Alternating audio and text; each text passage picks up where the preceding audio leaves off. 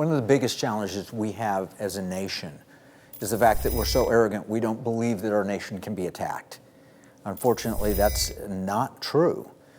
We have deep problems and issues and vulnerabilities, and among them is American infrastructure. And an expert on infrastructure security is our good friend, Lieutenant Colonel Tommy Waller, who is Marine Reserves and a great friend of the Economic War Room. Welcome back, Tommy. Thanks, Kevin. I appreciate having me here. You know, we've talked before about this issue, but you're making advances. So I want to go back over the idea of protecting our electric grid, why it's so important, what's being done about it, and what we should be doing about it. So tell us, why is our grid considered vulnerable? Well, so the first thing to recognize is that out of the 16 different critical infrastructures that we have in our country, every single one depends on electricity. And so it is the most critical of critical infrastructures, which is why we've been focused on it for decades. The grid itself, it's important for people to understand what is it. So we say the grid. What we're talking about is this incredible machine, essentially, one of the most complicated ones humans have ever developed, that produces electricity, transmits it, usually across long distances, and then distributes it for use in industry and people's household. So when we flip the lights on, they go on because of a whole series of processes that are taking place using energy, transmitting it, delivering it, right. so forth. Exactly, and so each part of that, there are vulnerabilities. So you've got generation. That could be nuclear, coal, natural gas, solar, wind, right? And then in order for that power to be transported a long distance to get to the people who need it, they have to step up the voltage for those long transmission lines that you see. Well, what steps that up and then what steps it down on the other end are transformers. Those transformers, these extra high voltage transformers, these are really an Achilles heel for that whole system.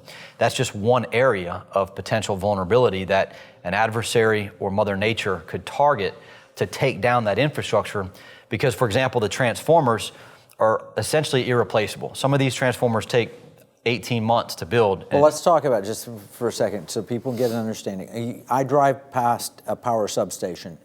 What's in there are transformers. Is that right? Right. But you're talking about large scale, big transformers, and how many of them are there across the country? So you've got about 55,000 substations across the whole country.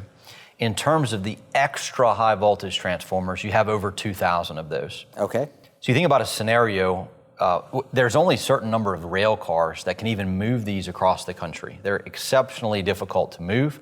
They're custom built for the grid.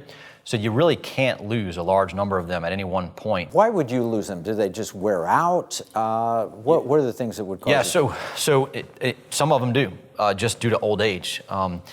They can be attacked in a whole host of different fashions.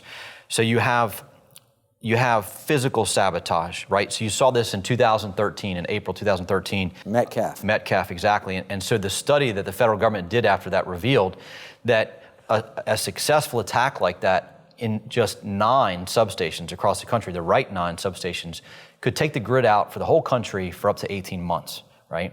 That's from physical sabotage. You have cyber attack. And there's a lot of different ways through cyber that these substations can be attacked and that these transformers can be catastrophically ruined. One of them is called the Aurora vulnerability.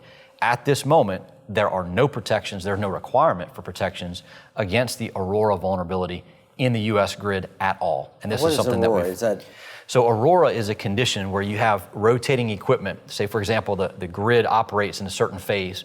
And if you can get it to operate out of phase, all this moving equipment will destroy itself. If you viewers can go to YouTube and just type in the Aurora experiment transformer, they can watch a Department of Homeland Security video that was meant to wake up the utility industry and unfortunately didn't, showing a generator just cooking off and smoking, catastrophically being ruined. There is no requirement right now in the U.S. grid to protect against the Aurora vulnerabilities.